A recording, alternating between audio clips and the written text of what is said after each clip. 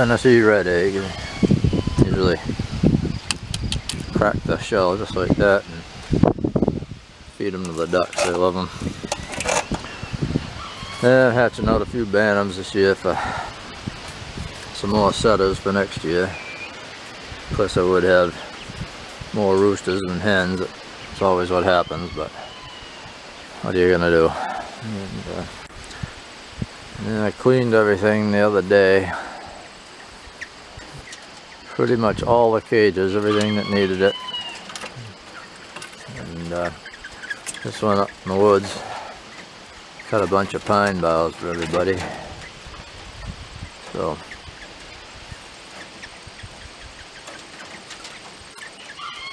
it's all young mountains in every pen. I got one young Gamble male in there with them that's coming out pretty soon. Yeah, it's my four youngest stragglers, and then yeah, I got a few pens full of young mountains over here. They're liking those new boughs.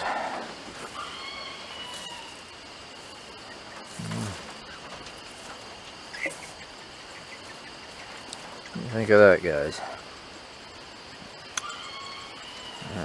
They like that. Give them something to pick at. These guys are still. Yeah.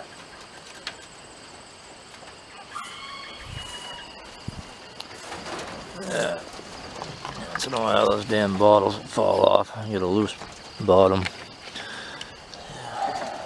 Deal with that later.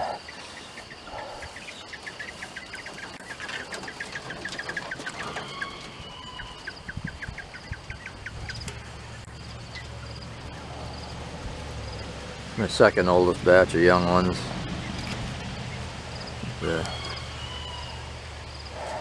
Nowhere near full color yet, or full size, but this is August 26th. So there'll be plenty ready by fall to start shipping.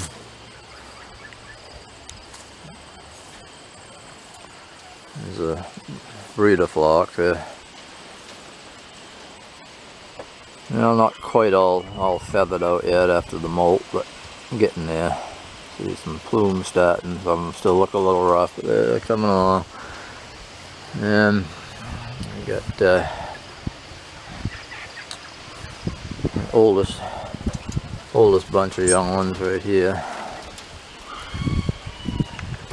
I think I got 18 in this pen. I got 20 and 10, and I got about 80 young ones. It's not great. I think this is my last year raising mountain quail. I've had them for a lot of years, and it's just getting to be too much with everything. It's constant beak trimming and cleaning, and just with all the different things I got going on, and lobstering's my main occupation, and I have no time.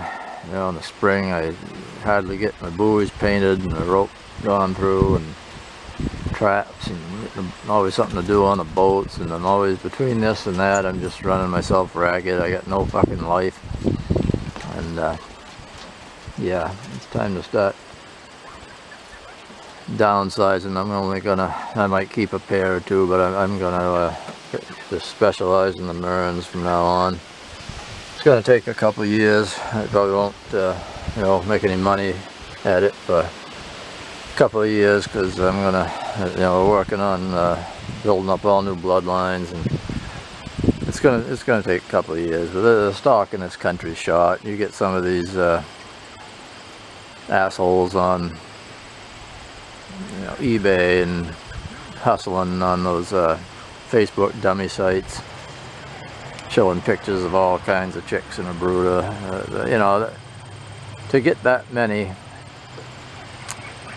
they have one hell of a lot of breeder pairs. I mean, way more than I ever did, and they're getting no better percentage of a hatch than I do. But all I've got is just a handful of breeders, and the males are getting old. But unlike them, I don't want to inbreed my birds, so you know, those guys,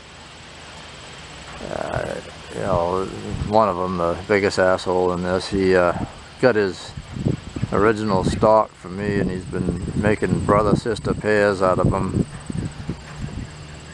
since 2016, and breeding them together, you know, and he sends out a shitload of eggs, and most people don't get anything, maybe one or two cripples, maybe one bird, but they're also damn inbred, you know. And you know, they're getting, the size is getting smaller, they're getting a lot of twisted legs, and especially in the hens. You know, it can happen, but you know, there's only about 3 of us in this country that are trying to keep notes on which one goes with which one and the offspring, and you know, but it's finally just, the birds are getting, the breeders are getting too old, and you know, the hens are still cranking them out, but the males, the fertility is just one here, one there, and then not all of those hatch, and then what does hatch, not all of them live, so you only end up with a handful. And you know, it's probably the same percentage of those guys get out of their inbred birds, but at least these aren't inbred. That's a pretty good breeder pair right there. That's my older ones, you know, like I say, that's Pee-wee and Leroy, but Leroy's old. You know, like I say, I hatched a few out of them, and she laid a lot of eggs. And there's my three oldest young ones. They're getting up there. Looks like I got 2 males and a hen there. They all look good. Oh, nice everything, nothing crippled.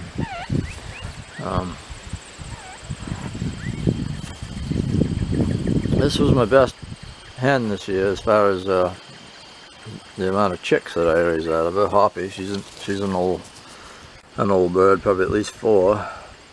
She's in with Skippy, which is, Christ, she's probably 6, maybe going on 7, and surprisingly most of them were fertile, and I hatched some of them and some of them lived, so that's as good as you're going to do these days with old birds.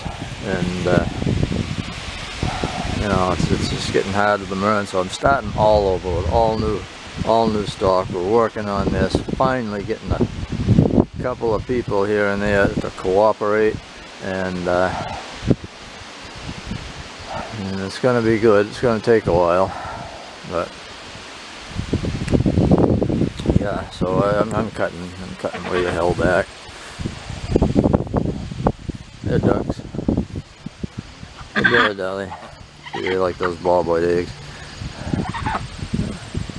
I've got some Bensons, real elegance. I'm getting out of them too. I had them for a lot of years, well before I even had Murrens, and I'm just tired of how flighty they are. And you know, one year you'll have a real good year with them, and the next year only half or 30 of your breeders will lay, and they're too inconsistent.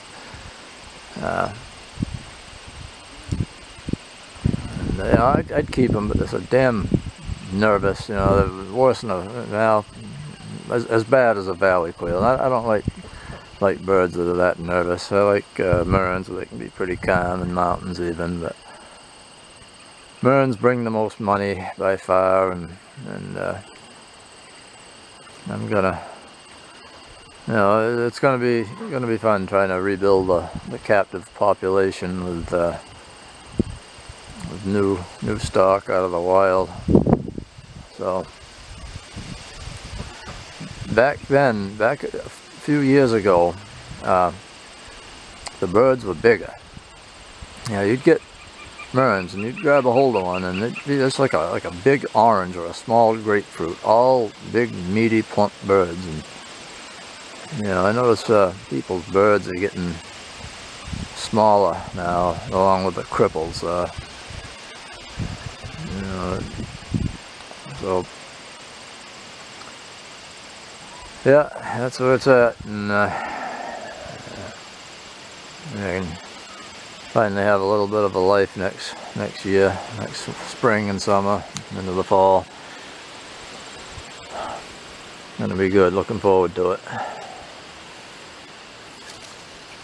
And a couple empty rabbit cages though, I gotta rebuild them a little bit and get a new bunny or two. Moonbeam and Sparkle are gone. Moonbeam's place, and you know, Sparkle just died a couple days ago. I gotta clean her cage out, and yeah, little pet cemetery up behind blackberries here. I gotta find me a big rock and make a headstone for them like I got for the others. Well, anyway, it's enough rambling on. I gotta get at it. Got some buoys to work on.